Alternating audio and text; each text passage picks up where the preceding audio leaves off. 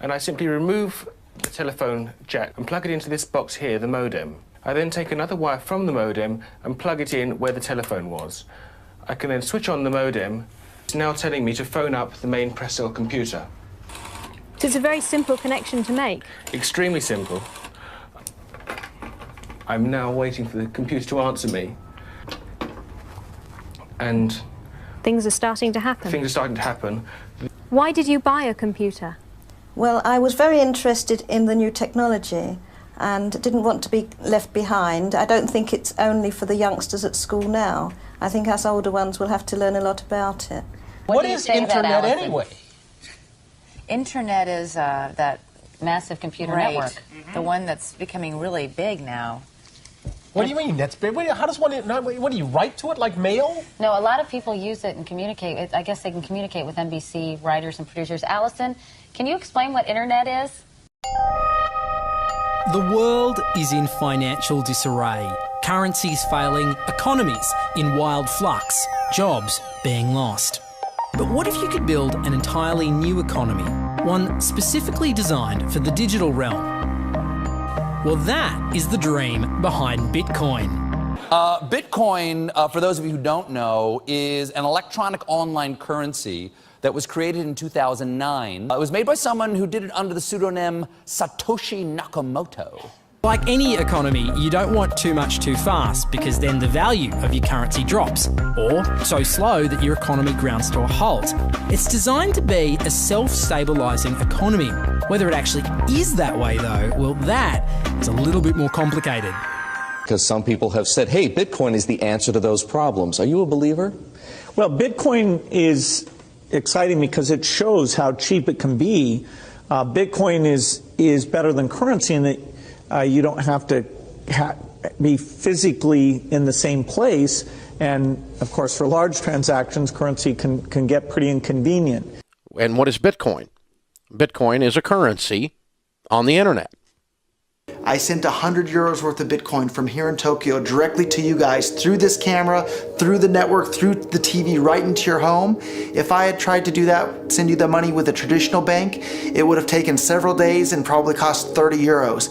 I just did it right now with Bitcoin instantly, basically for free, and didn't have to ask anybody for permission. I didn't need a bank, I didn't need a government, I didn't need anybody. I just needed myself and you and our smartphones to do it. That's the power of Bitcoin. Wall Street is fraud, America is fraud, the world is fraud, banks are fraud, central banks are fraud. We live in an era of fraud. It's all based on fraud, and they get a percentage of the fraud. That's the business model. To suggest that there is any moral or ethical aspect to anything that's going on now is to be completely naive about the fact that we live in an era dominated by financial terrorists, jihadis of banking. They're here to kill you and themselves. They believe in an ideology, not the Quran, but Adam Smith, that they completely misread and interpret as something to justify their blowing themselves up. Janet Yellen's a terrorist! Mario Draghi's a terrorist! The Central Bank of Japan is a terrorist! These are the real terrorists! Funds received. This community is switching to what they think is a better monetary system. A system in which banks are no longer needed because payments could be made directly from one person to another. Bitcoin is fundamentally different because in Bitcoin, you don't owe anyone anything and no one owes you anything. It is not a system based on debt. It is a system based on ownership. And no one can censor it, no one can seize it, no one can freeze it. It's November the 2nd, 2008, just 6 weeks after the Lehman Brothers collapse. And all over the world, there are panicked debates about how to save the banks. Then, on a little visited web forum for cryptographers, a document appears in which a completely new monetary system is proposed. The visionary author calls himself Satoshi Nakamoto. These were the darkest days of the financial crisis.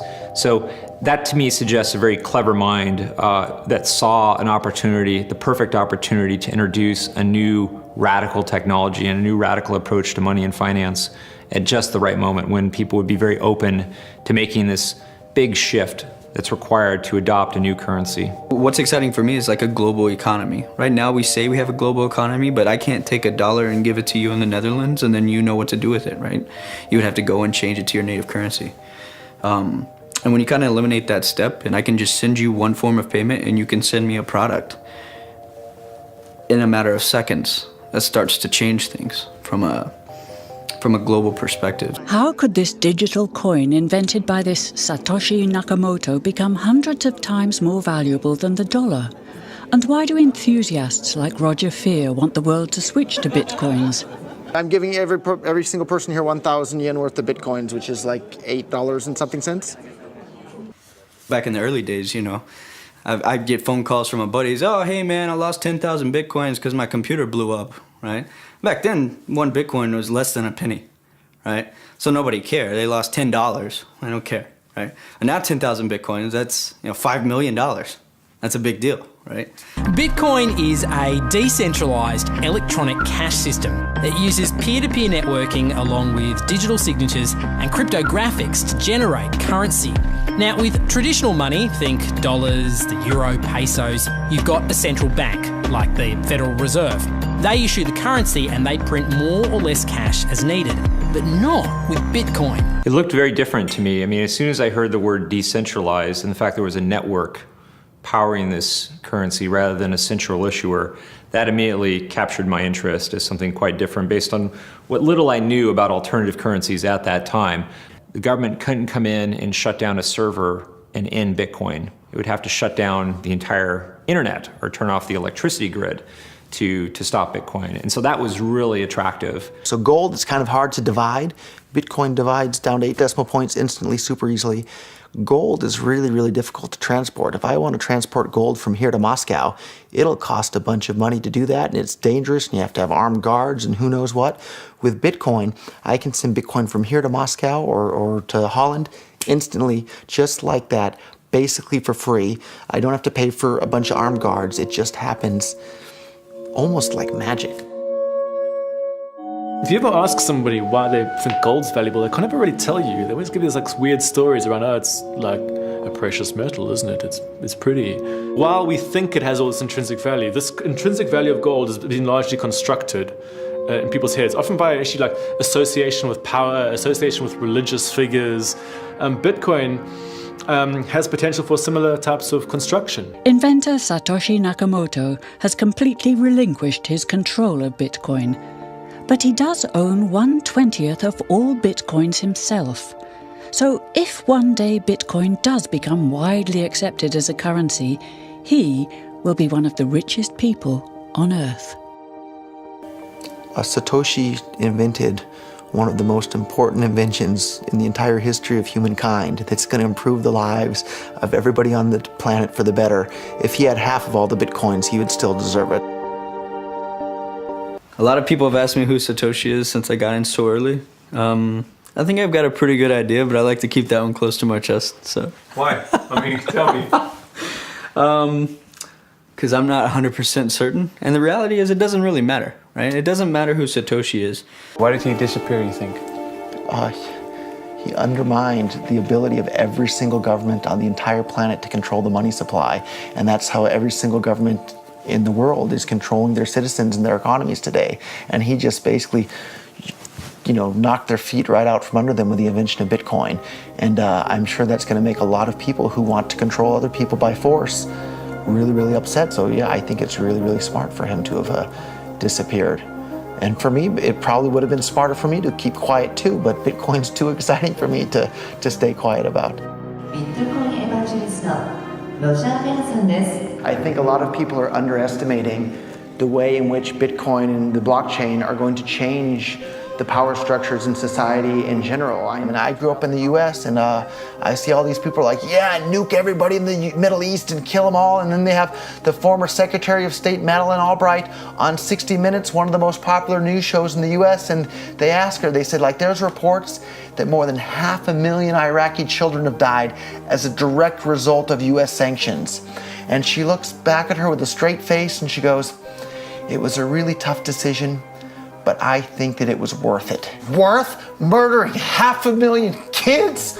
because of what the government did, and I apologize for crying, but it just disgusts me from my core when I see government people murdering people around the world. It's not just theoretical. These are real people with real lives. And it's real people, and Bitcoin has the power to undermine everything they're doing to people around the world. And I'm sorry for shouting, but it just disgusts me what these people in government do. And they do it through central banking and through the control of the money supply, and Bitcoin takes that away from them.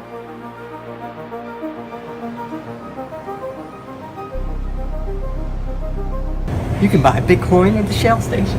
Check it out. $0 to $2,000. Put your phone number in here. Put the code in. Scan it. Got my reader. Oh, I gotta put the cash in. Good.